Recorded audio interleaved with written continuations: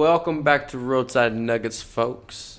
It's Georgie Boy, and it's a beautiful Wednesday, solar plexus day for everybody. A wonderful day to get well in tune with your self-empowerment and confidence. So, just want to shout out to everybody. So, we got Telegram going live now. I decided to chill with the whole video thing because honestly, I feel like more people, for whatever reason, get on this when the video's not going. I don't know if people are like scared about being on video or if it like, I don't know, intimidates people. But yeah, we'll chill on the video thing. It seems like more people enjoy just listening, so we'll stick to that. So let me get this video set up. Before we really get talking, I really want to just start off with this video. This guy named Russell Brand. I know there's probably a lot of people, I mean, he's a celebrity, so probably a lot of people know him. He's a unique celebrity because, like, I'm just saying, like, there's celebrities that just act or models and things like that, but then there's also very, very brilliant celebrities that are actually very outside of the box people, and they're very vocal, they're very outspoken with the collective and just express their unique perspective of how they see things or just the way they understand reality and even consciousness. They talk about this openly with people. So he's a really awesome person to listen to. He really goes after the points, and really looking at this thing in a flip side with, just the pandemic going on and just how they're really casing everything and really selling this to the collective. But also in that too, it's so layered with intentions and just predetermined, programming for other people that they'll pick up on because we're already conditioned that way. Things with race, things with just age, things with not just ethnicity, but also with just brackets of financial means. Where everybody is in the status quo of, like, are you in the higher bracket? Do you make a lot of money? Do you make not a whole lot of money? People in poverty, all kinds of different things. He really just goes through it and he kind of just layers it out, and so you can see how it's still systemized a certain way to where it's going to target and attack humanity in a certain way to get people to think and to react a certain way exactly how they want them to. Because everyone's pre-programmed out of fear, pre-programmed out of survival mode. So at a certain point in survival mode, it really is, survival of the fittest. That animal instinct will kick in if you're that deep in the, fight or flight and survival mode. So let's just listen to what he has to say, and then we'll get to talking afterwards. CNN's Don Lemon has called for a kind of vaccine apartheid, saying people that ain't had vaccines yet, they should be left behind. They're cluttering up hospital beds. Those hospital beds are for people who've already had vaccines. But who is it really that haven't had vaccines? And what are their reasons? Is this as simple as Don Lemon seems to think it is? And so I think we have to stop coddling people when it comes to this and the vaccine, saying, oh, you can't shame them. You can't call them stupid. You can't call them silly. Yes, they are. Shaming is always a good technique to get people to do things. If we've learned one thing from the protests and demonstrations of the last few years, it's the power of shame to get people to do what you want. Earlier this month, Lemon called out unvaccinated people for taking up the space in hospitals from vaccinated people who are playing by the rules. That's an interesting bit of authoritarianism, if you ask me. It's kind of devoid of compassion and is a very reductive type of argument because we haven't yet looked at what kind of people are not vaccinated and what the reasons might be for not being vaccinated. It doesn't seem to me that it's something that should be simplistically assessed in that manner. That's why when I'm always talking about it, I'm always keen to point out that I myself don't have a strong opinion on what your personal, private, medical procedures and solutions ought be. I'm interested in a global perspective on a significant issue and how government, big business, big pharma, media all interact to create stories that then become truths and lead to edicts such as this, where public figures like Don Lemon sort of fist on table, leave them behind, shun them, vaccine apartheid. That kind of language has its own kind of quality and it should never be applied in any issue. You should never say this group of people are bad. Yeah, but it's a choice. Well, let me tell you, there's other issues around choice that people like that used to, in a sense, play out in different spheres of the political space, you know, like bodily autonomy and choice and segregation and inequality. It's very peculiar the way that certain rules are being discarded in order to facilitate the advancement of this narrative. Let's look a little more deeply into who is getting vaccine shots and who isn't. From the New York Times, people who are eligible for shots but have chosen not to get them is not a single set of Americans, but in many ways two. In one group are those who say they are adamant in their refusal of the coronavirus vaccines. They include a mix of people but tend to be disproportionately white, rural, evangelical Christian and politically conservative. I suppose that comes from the perspective of personal liberty and libertarianism. And I suppose if you're saying Christian and rural, they're not metropolitan. And if they are defining themselves as Christian, their primary authority is a religious rather than government authority, that they take their moral and ethical guidance from a spiritual or at least dogmatic, depending on your view of Christianity, perspective, rather than from, I'm down with what the government wants. In the other group are those who say they're open to getting a shot but have put it off or want to wait to see before making a decision. They are a broad range of people but tend to be a more diverse and urban group, including many younger people, Black and Latino Americans and Democrats. This poll from the Kaiser Family Foundation says unvaccinated adults cite a variety of reasons why they've not gotten a COVID-19 vaccine, with half citing worries about side effects and the newness of the vaccine as a major reason. Other major reasons include just not trusting the government. Like, who trusts the government? Who trusts the government? Who? Some people just think they don't need the vaccine, that's 38%. Not believing the COVID-19 vaccines are safe, that's 37%. And not trusting vaccines in general, that's 26%. So that, in a sense, is a broad range of wherever you stand. I would say they're not ridiculous reasons. Like, that's not like, there's not a percentage of people that are like, they're going to put a robot in your blood. You know, it's not that, is it? It's all sort of like reasonable questions and inquiries, particularly in the climate and context that we're currently in, with most of us feeling some degree of mistrust towards the institutions that are primarily behind the vaccines, whether or not you believe they're safe and whether or not they are safe. Many concerns about COVID-19 vaccination are expressed at higher rates by people of colour compared to white adults. More than half, 55% of unvaccinated black adults and almost 3/4, 64% of Hispanic adults are concerned about having to miss work due to vaccine side effects, compared to 4 in 10 white adults. Larger shares of black and Hispanic adults compared to white adults also express concern about not being able to get the vaccine from a place they trust, having to pay an out-of-pocket cost to get vaccinated, and having difficulty travelling to a vaccination site. Another one, very practical. This is what, you know, when it's like an issue like climate change, and like protest around climate change tends to be sort of direct action, which is sort of like, you know, something I'd be totally down with.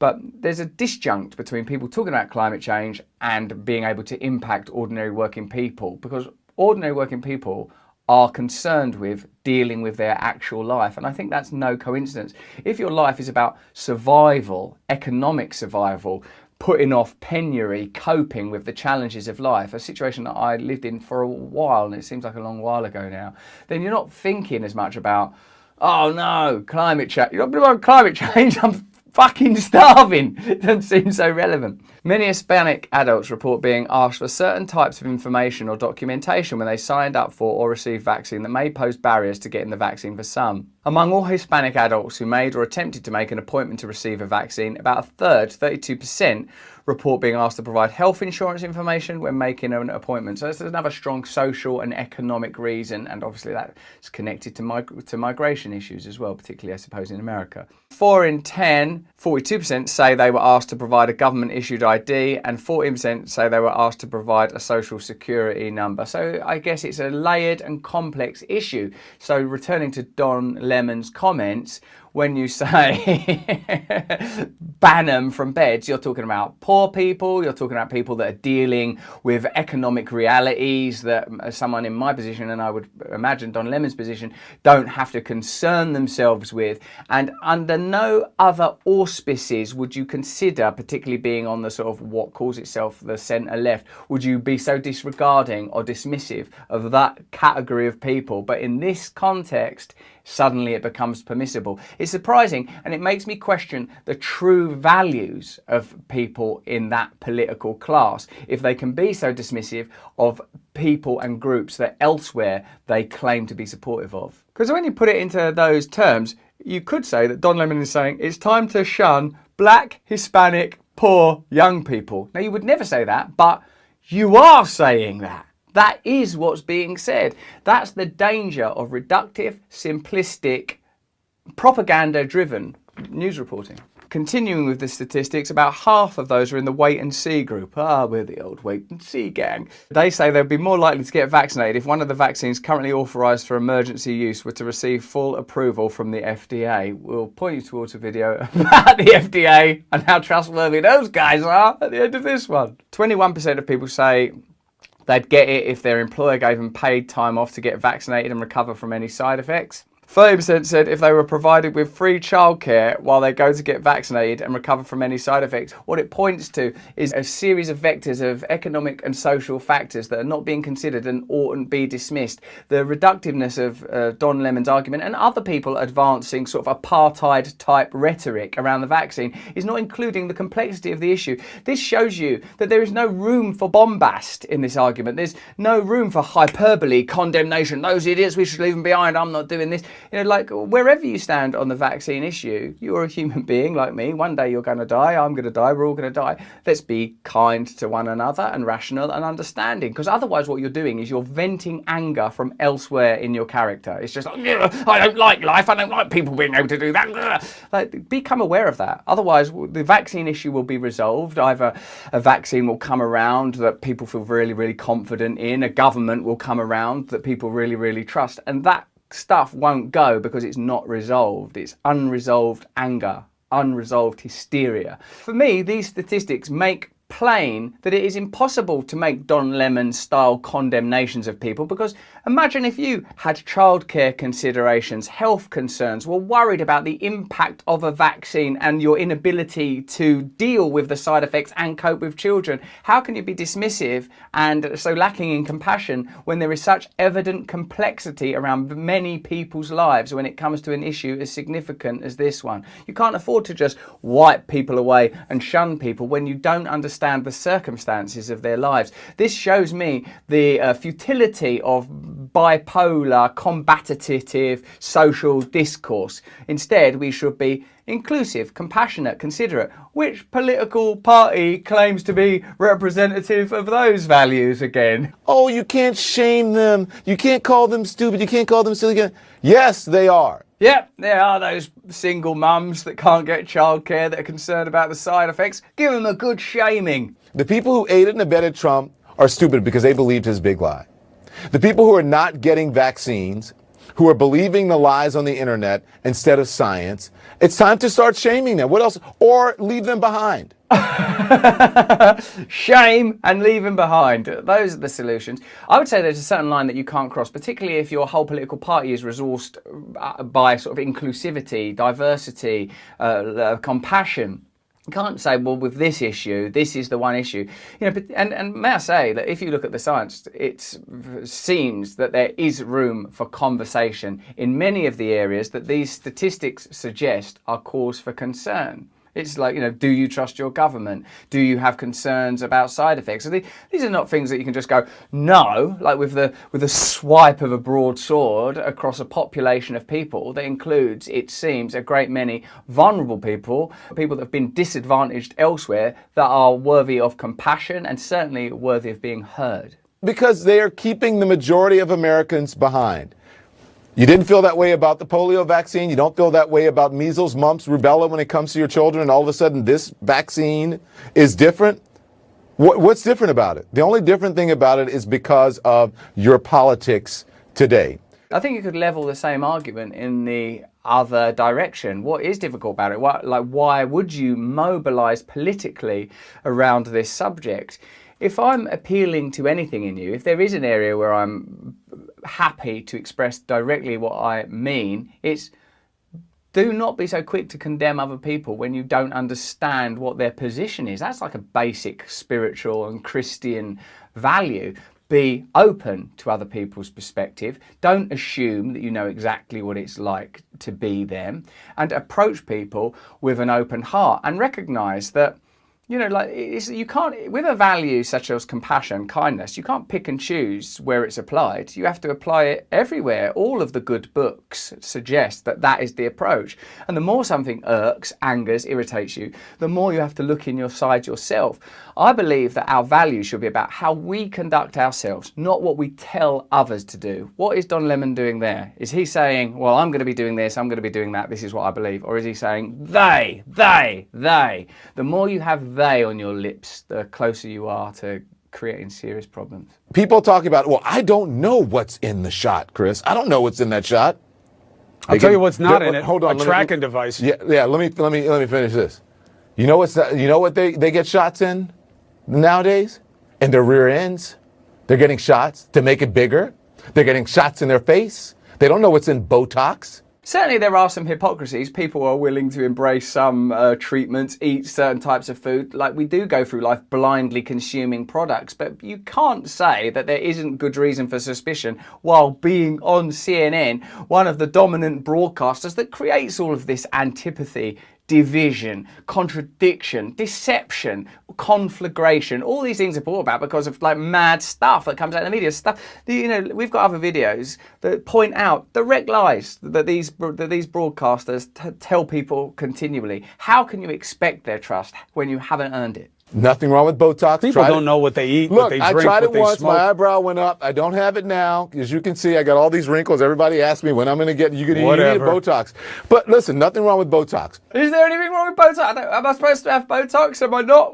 What's this about now? But I'm saying, do people really know what's in stuff that they inject in their bodies all the time? And they're What like, they eat, what they drink? what they drink, all the. Stop it. So Don Lemon's also suggesting that obese people should be shunned. It's their choice to eat these food. And people taking beauty treatments. Yeah, I wonder if there's any propagandist machine telling you should look a certain way and you're not good enough if you don't look a certain way. I wonder if there's a propagandist machine selling certain types of food that aren't good for you, pushing those certain types of food. I wonder if they're advertising on the very channel that Don Lemon's speaking on in that moment. People aren't just inventing the idea of Botox and bad food. It's supporting an entire system. And we have to stop saying, oh, well, you know, you have to listen to people and, no, you don't. Well, we'll say is Don Lemon's got a nice face.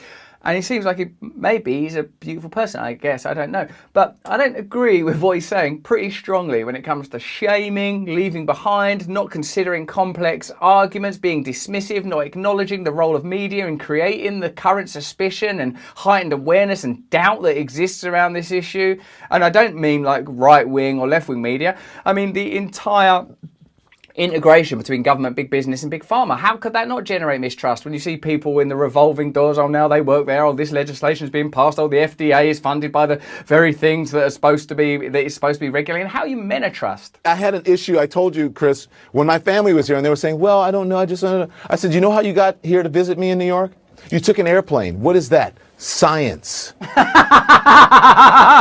See that? That's science. Science is everything. That's so mental. That's so mental. Of course it is. Of course science has good and bad outcomes, but science is a subset of capitalism. If people could make money from those airplanes, they wouldn't be flying. And when I say capitalism, what I mean by that is the current system of exploitation, propped up crony capitalism. In case you're concerned, let me know in the comments below if you want me to learn a new lexicon. You can't just say science only brings about good things, like it's a lovely old granddad science issuing stuff. There's been all sorts of complications. The opioid crisis, do you know what that was? Science. But that's too dismissive and simplistic. Science underwritten by profit motives. You know why people live to be older than 40, 50, 60 years old these days?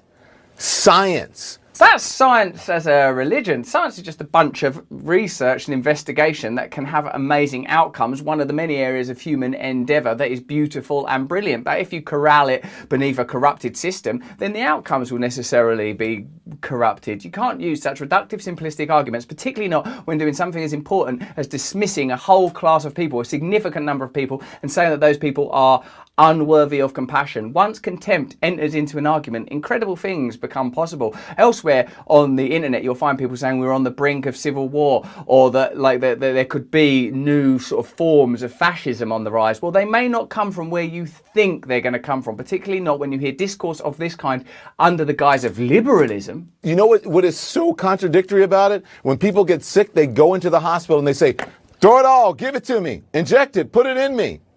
And you're going to pay a whole lot of money. And you're going to tax the medical system when you could have gotten it for free and you wouldn't be in that position in the first place. You're going to question the vaccine, but you want to take a horse dewormer. Making the choice to call ivermectin a horse dewormer is a propagandist choice. That's a linguistic choice. I've got no opinion on what you should do with your health, but that's an interesting choice and a further decision that makes you believe perhaps they have an agenda, that they're pushing an agenda, that they're not objectively conveying news. Mainstream media is in serious trouble because it's become entertainment and it's become propaganda. This is obviously bigger than Don Lemon, who I'm sure as a human being is a lovely guy. But with regard to this particular issue, he's advancing arguments that lead to division, that are reductive, that are condemning people that if you had to look in their eyes, you wouldn't be as comfortable condemning. If you had to experience the challenges they're facing with childcare, if you had to go through the reasons they might be doubtful about the government, I don't think it would be so easy to condemn them. This is a call for compassion.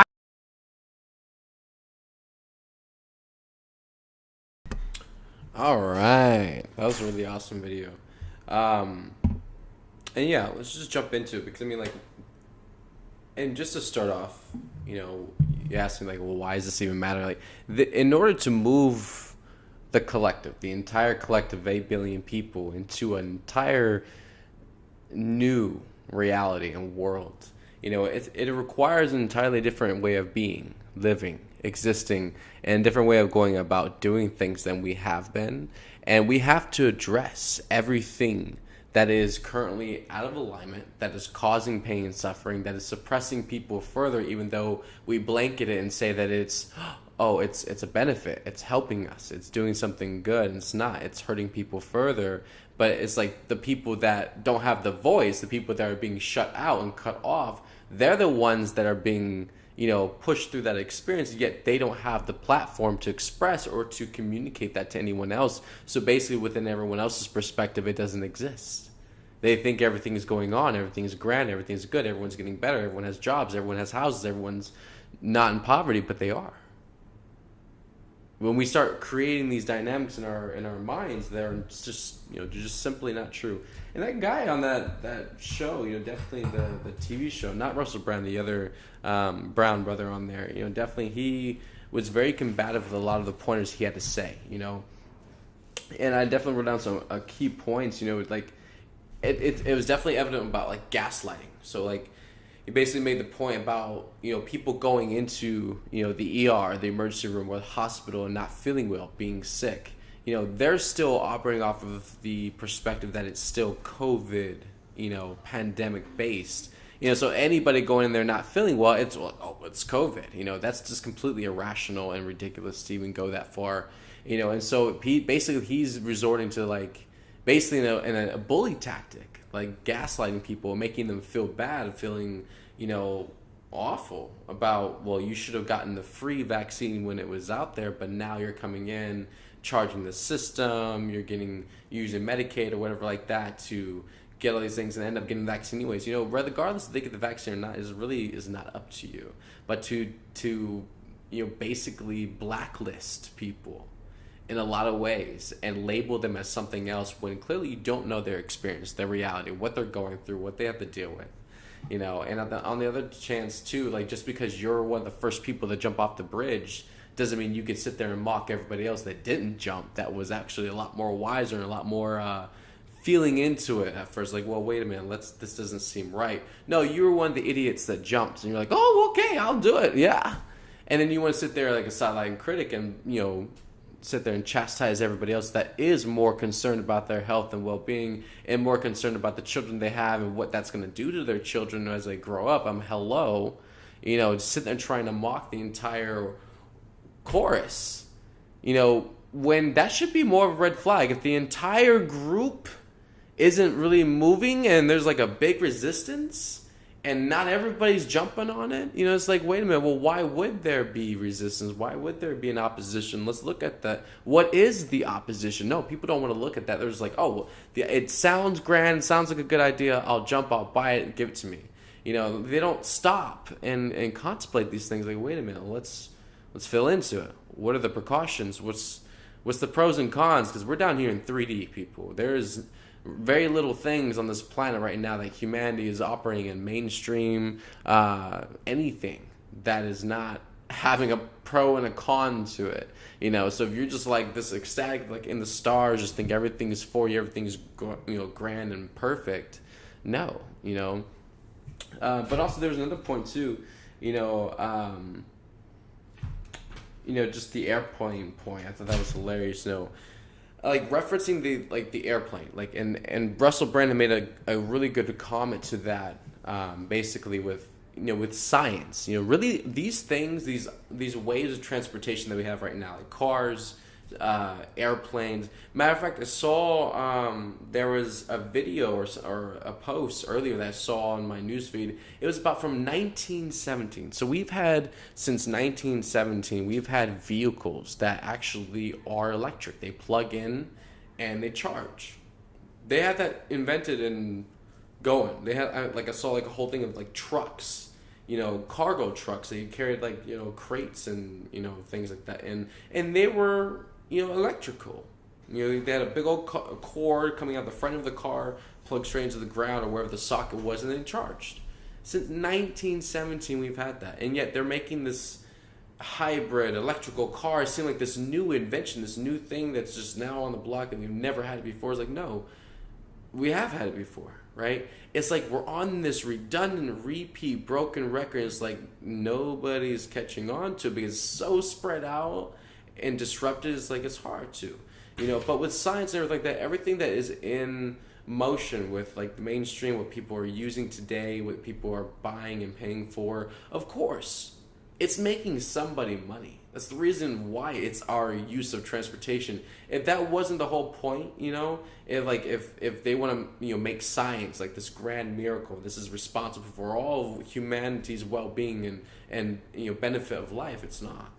Science has gotten us into a lot of trouble and has caused a lot of damage to this planet that we are solely responsible for, yet humanity is even slow on their heels to even take accountability for that.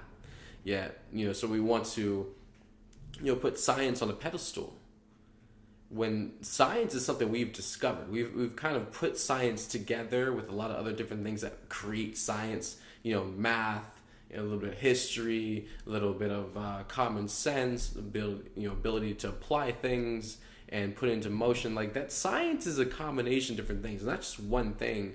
And at the same time, humanity came first. Spirituality was very much in effect way before science became part of it.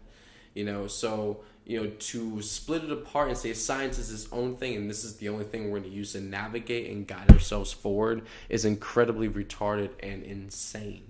To do. But this is what people do. They are completely sold on the matrix, completely sold on, the material world, materialistic items that they put their trust, their stability, their sense of contentment in. But as soon as a plane goes down, as soon as, flying a plane is not safe anymore because someone's bombing it or someone's hitting a twin tower, so they say, now all of a sudden science isn't enough. Now all of a sudden everybody wants to pray. Now all of a sudden everyone has to have faith. Now all of a sudden everyone has to have angels and crosses around their neck, and they have to sit there and ask pray to God that the plane doesn't go down, that they take to go to their work or to their family or whatever like that. You see, it's so hilarious how people will put so much on science, yet at the bottom of the line, when everything fails, who does everyone turn to? God, faith, the higher power, because they realize they have none. They realize they have no control. They realize they have nothing without God.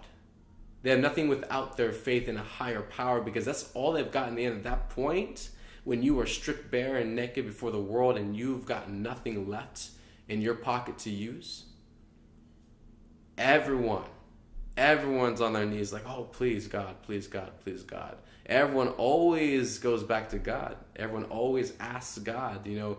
But it's so funny that when we're in more of convenience, contentment, we're settled, we don't care, you know, God's not part of it. You know, it's more about like what this world, what the materialistic world can give me, what I can get out of it, what I can use to be comfortable, you know. But as soon as one of those things are threatened or jeopardized, then a whole downward spiral begins, a domino effect. And we can't explain that only to blame others and other things, because we can't see that it's our own energy that's part of the cause. So before we get too far along, there's another part too, with like basically, you know, the very contradiction of what he had, the news reporter had said about the Botox and everything. You know, it's like, you know, saying how people were, you know, ridiculous and everything for getting like Botox and everything because they don't know what's in that. Like, do you even know what's in the vaccines? Does anyone know what's in the vaccines other than what they are telling you on mainstream news media or in like information pamphlets and like the stores and hospitals, things about what it's supposed to do, what they want you to think, and what they would like you to believe that it's supposed to do? That's really the only things that's on the information base. You have to go dig pretty deep to find all the stuff that's actually in it and what they're getting this stuff from. And most of it's synthetic. Most of it's not organic. It's not coming from anything that's good for your body. And definitely at that small of a molecule level, and what that's does administered into your body like that, what that does to your cells and your DNA in your body, people, come on. Anyone ever like read a book? You've read the whole book, right? Your favorite book, your most favorite book that you've ever read in your life. Remember it? Get it? The whole book, all the pages. What if after you've read it and you know that story so well, what if someone goes back and they start changing it? Ripping pages out, rewriting it, all kinds of things. That in a lot of the same way is what is happening, what has already taken place. You know, it's like trying to basically erase genetic code, DNA information. You know, that's basically what's happening. It's like the book, you know, yourself, you know, and then people get the vaccines and they don't feel the same. Their bodies don't feel the same. It doesn't work the same way. They start having other issues. These things are not normal. They weren't there before, yet no one's like tracing things back to like, okay, did I feel like this going into the hospital? Did I feel like this before I got the injection? No. Why would I sit here and bear all this and say like, oh, this is part of the side effects, and think that it being part of the side effects is something okay? How have I gotten to the point where I've accepted that this for myself, this is an acceptable sacrifice for my body, my whatever I got to do, take myself out, my health, make myself worse in sickness, and say that it's good for me? And where do we get that deranged, you know? You know, and so like we don't even know what's in vaccines fully, other than what they tell you, other than what the FDA and everybody else states, you know, and the CDC pushing and trying to bully everyone, saying that, well, you have to have this if you go in here, and you know, like, and people not being able to go back to jobs, people not being able to go to grocery stores because they don't have this vaccine, but yet all this information out there now all of a sudden about it being possibly lethal, about it being possibly very dangerous for children. And yet the ways and the sneaky, deceitful ways that organizations and school boards are going about injecting children in schools without the parents' awareness at all. Just like the whole thing is very, very suspect. Like, it's very questionable, completely all the way through. And the amount of pushing, you know, the amount of intensity they're coming through with it, it's interesting. So, and while he was watching something, the angels said something interesting I had to write down. And the angels were sharing, it was like walking up to someone That's completely, they have absolutely no idea. Like they're just in their own world. They're probably sitting on a bench. They're probably just chilling, enjoying life. This is a lot of ways like walking up to somebody completely off guard and just handing them a shotgun, right? And of course, it's going to cause a whole ocean of things to spring up in a second from just out of nowhere handing someone a shotgun. And so in that moment, there's a whole flurry and the spin and panic of what to do now with this outrageous situation they are faced with. But also in this situation at this point, when they are gaslit, because it's like a lot like how the collective, how the Matrix and the cabal and the deep state, and how the news mainstream, how they gaslight humanity. It's like they come out of nowhere with just like this whole thing, this scenario built up like a shotgun, and they just hand it to the collective, and that those moments of just panic and outrage and just like confusion, they are also easiest to manipulate in these moments because now they're scattered. And you got to remember that the collective is also traumatized. They are already suppressed, and they already have their voice and their confidence, jeopardized. So at that point, in a situation like that, they would be very scattered very quickly. Not much fight would be put up before they start to scramble. So if an organization was aware of this and they intentionally did this on purpose to gaslight the collective with a scenario or a situation or a panic, scenario, it would be like handing the collective a shotgun out of nowhere. It could be a bright, sunny, calm day, not a single thing going on, and then bam, shotgun just drops in your lap and you're holding it. What do? And all those different emotions, everything that starts springing up and happening, and everything like that in that moment, you are also easiest to manipulate. Most are, because they don't know what to do, and all their distrust, their lack of faith, confusion, panic, distrust in themselves, lack of stability and foundation, they're completely uprooted and scattered now. They don't know what to do in that point. And a lot of people just go into paralysis. They just paralyze, they freeze.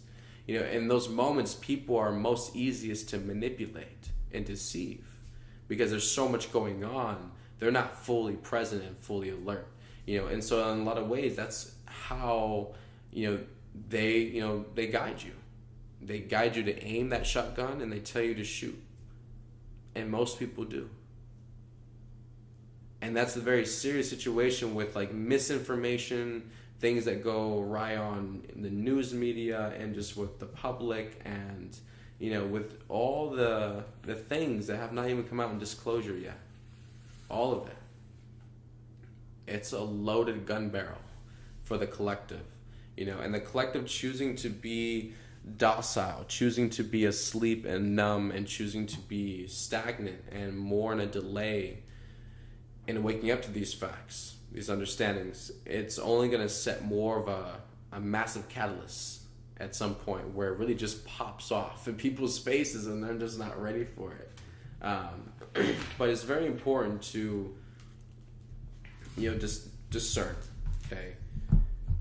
Discern everything, because the way everything is going and how it's meant, in a lot of ways, this is the genius thing, because I've seen this happen so many times, especially during the time of Trump, and especially towards like the end of Trump's presidency, when everybody was like very, very aggressive and vicious towards Trump in a lot of ways. And I could see the brilliance behind what Mom was doing through him, because it was intentionally triggering specific things with the collective that the collective truly didn't want to look at. It didn't want to look at it anyways, right? So you can see the brilliance in that. If we have to get somewhere, if we have to move an entire population of millions and millions of people in one direction forward somewhere so they can get ready and prepared for the next level of a change they're not in awareness of, in a lot of ways, you just kind of have to play whack-a-mole.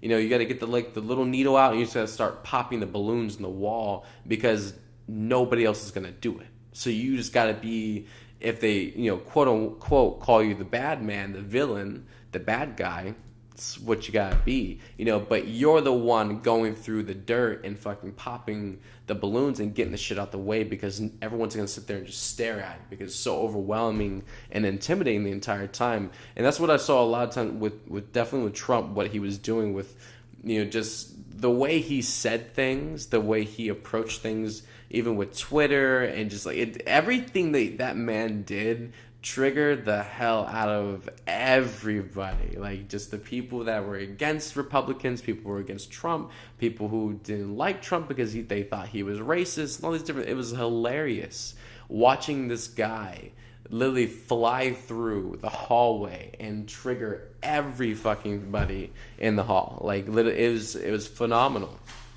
How he walked, how he talked, things he said, how he did things, and just like how a lot of people, you know, blasted this guy and trying to get him to be like, you know, well, you know, the president shouldn't have a Twitter account, shouldn't be on there saying these things. It's like the amount of control he just triggered off what everyone expected him to be and do and how to act, and he just like, fuck all of you. Middle finger up to the sky to all of you people, and I'm gonna be me. And he freaking did it, and still is doing it. You know, and it's so fascinating. Where it's like that intentional tactfulness, where these things got to get addressed. Okay, clearly you know and you're aware. Nobody's stepping up to the plate for it.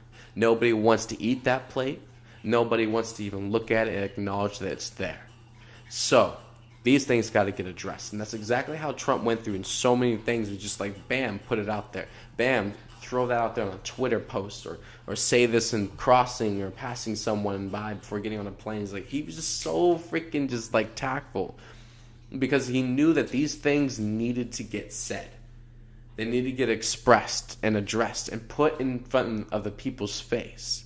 You know, the one main thing that's going to get somebody to move, because humanity, like, ego is gonna pad all the walls, make it all nice and pish posh and lush and nice. It's gonna be at home. It's gonna be completely content and inconvenience.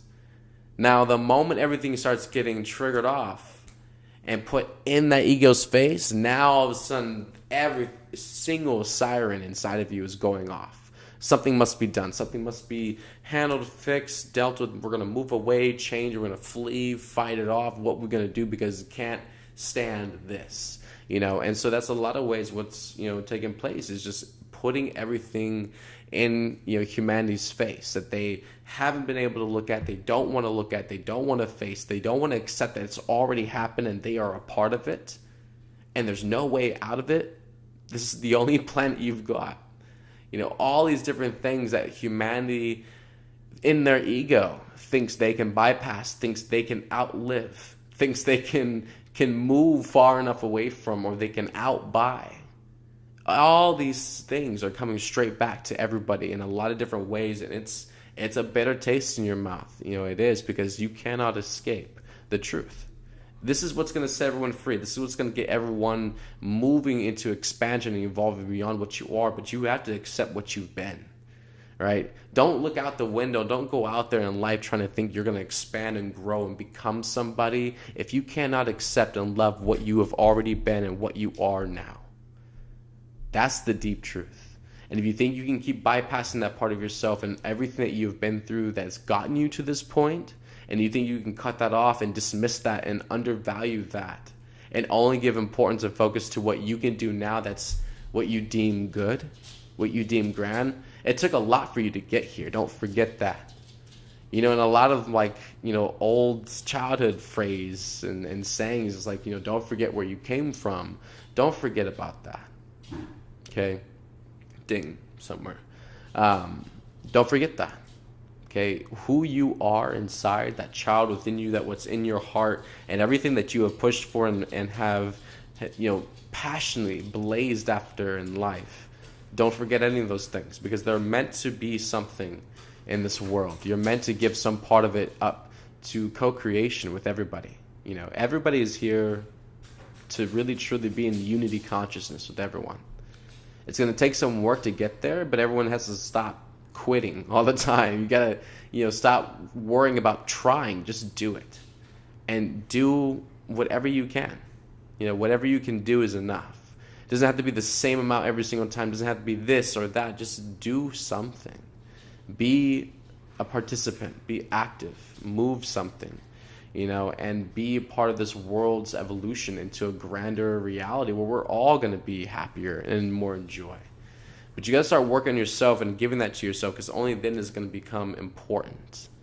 And until it becomes important to you, it's just going to feel like a daunting task, an obligation, a requirement, something you have to do but you don't really want to do because you're not passionately inspired by it. You're not motivated by it at all because you haven't connected with it, right?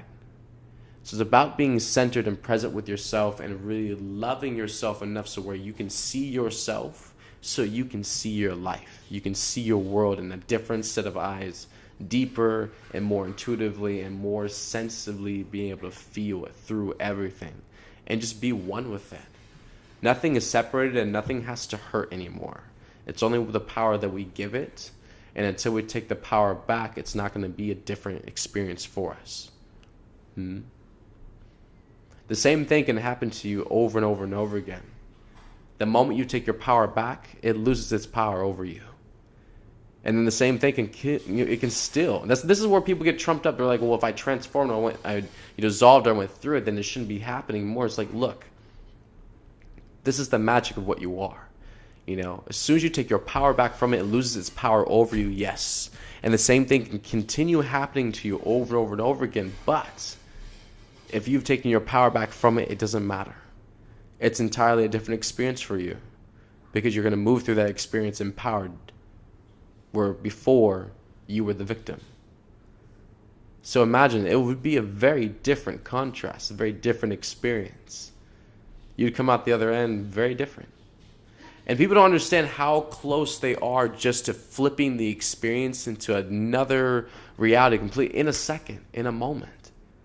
How about just feeling into a different vibration, changing the thought process, changing the idea into a higher one? You can flip the whole reality and experience immediately in a second. And then you're off. Now you're already somewhere else in a different space with this idea, and now you're more capable of doing something with it. But people don't even give themselves a chance.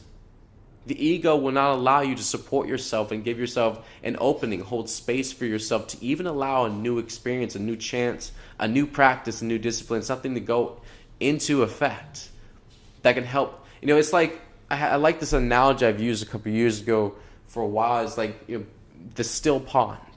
And the ego likes everything just to be absolutely stagnant, still, no movement at all.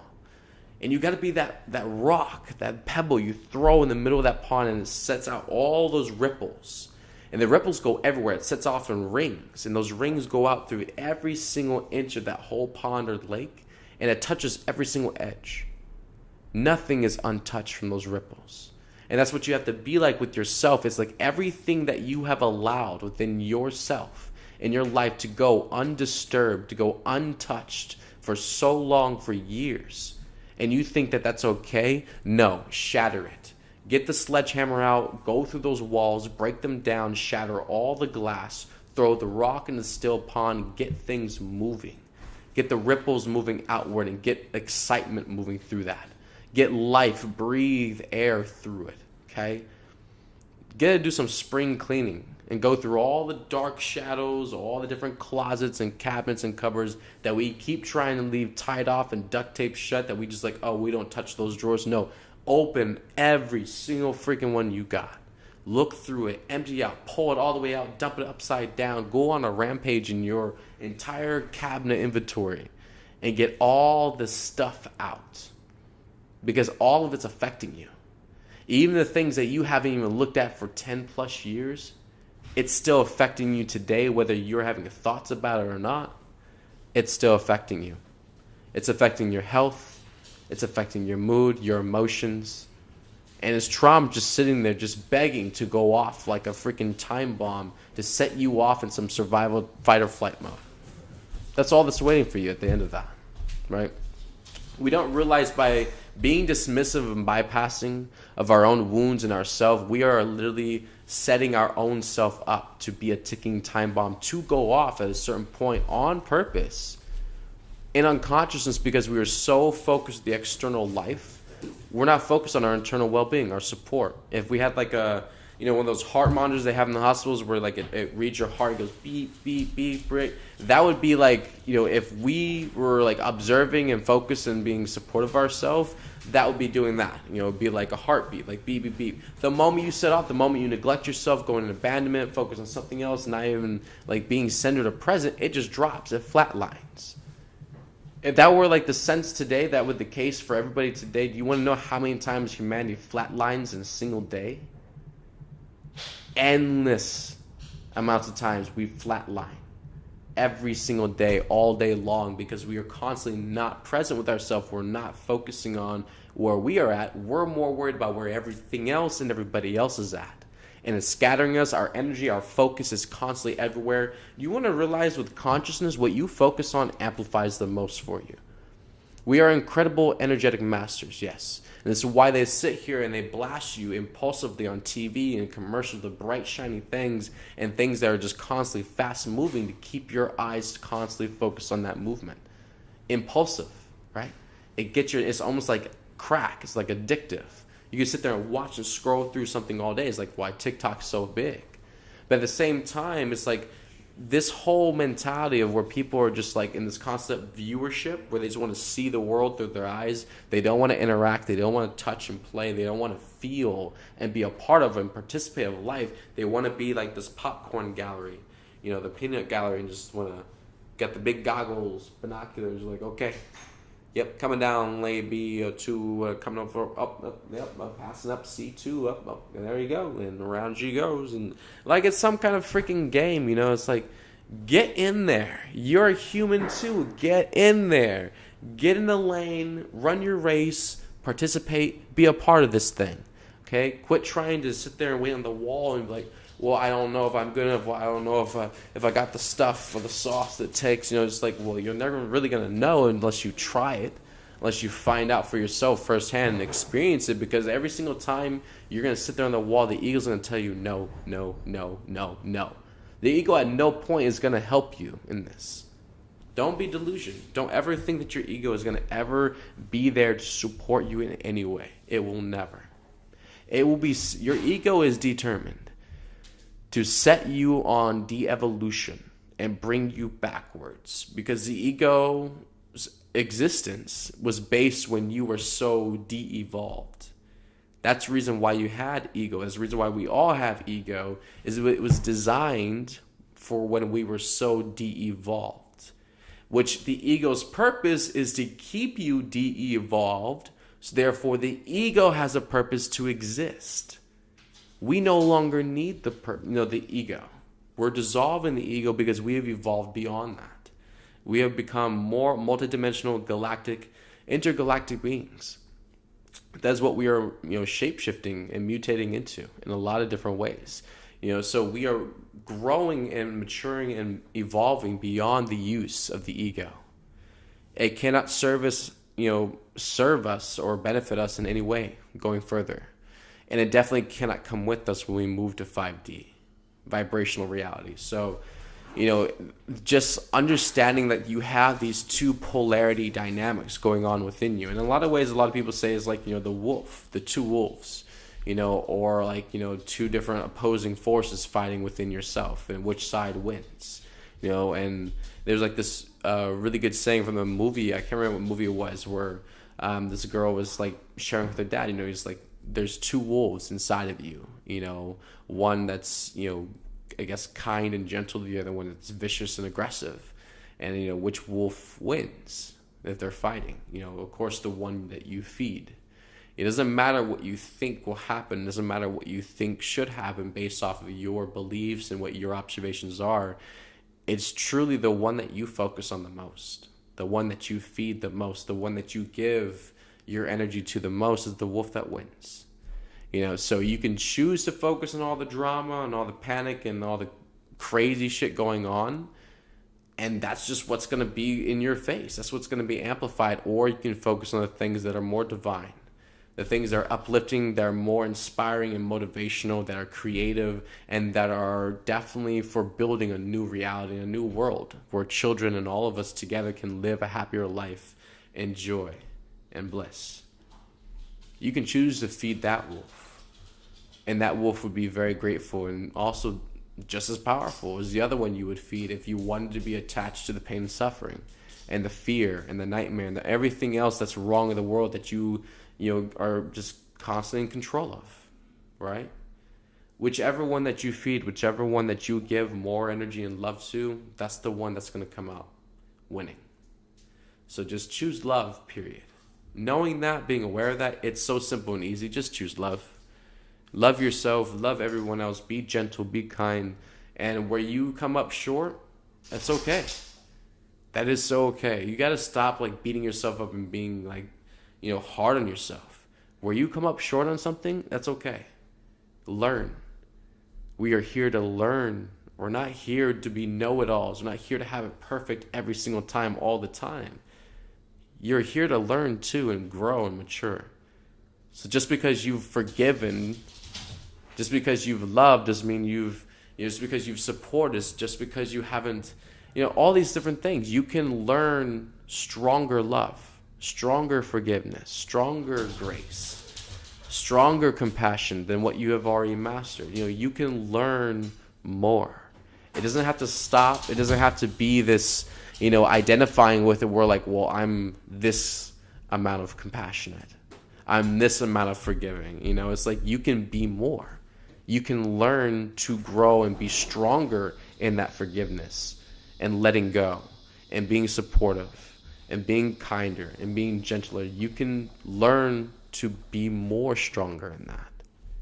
And this is where people, they constantly just, and I feel a lot of like the conditioning and programming in life too is like where people they develop this sense of short stopping, where they just want to get somewhere fast. They don't really want the long haul. They don't really want to push or really strive or get stronger at something. They want it to be just at their capacity where they're at. They don't want to, strengthen their capacity. They don't want to grow their capacity or expand it beyond. They want it to be where they're at, and they want things just to work for them at that level. And that's simply not the way creation is built. And creation is meant to test you, yes, but also to grow you and strengthen you and cause you to grow beyond. So you are stronger and bigger. We are so much more. And so wanting to play it small all the time and just praying and hoping for the circumstances and outcomes just to match you and your paranoia and stress is like, no, that's not the way life plays. Because life, honestly, for you cannot be grander. It cannot be more beautiful. It cannot be more graceful. You cannot love your life more if all these things are still present in your life. So therefore, mom is going to do what mothers do. And what she would always do for all of her children that she loves is to pull all the bullshit out. No matter how attached to it we are, no matter how much in control we are, no matter how much we fear it, that we're afraid of whatever's going to happen, that it upsets us, it breaks our heart, we cry, no matter what it causes us to spin into and do. She's going to do it because ultimately she can see the higher perspective in all of it. That if we truly are to be happy, if we truly are to love ourselves, if we truly are to come together and be a family, be one on this planet, and do the things that we are destined here and purpose to do, we have to get the nightmares and the fears out of the way. The pain, the trauma, those have to get out of the way. And if we're not going to do our part and choose that on our behalf to do so because we see the importance, if we can't see it, God will step in. Not necessarily intervene, but she will through divine enforcement. It's like saying she turned up the volume in here. It's going to get so loud in here, you can't turn it off. You can't shut it out. You can't put enough pillows over your ears to block out the sound. It's going to get so loud in here. And through divine enforcement, you will surrender. All of humanity will.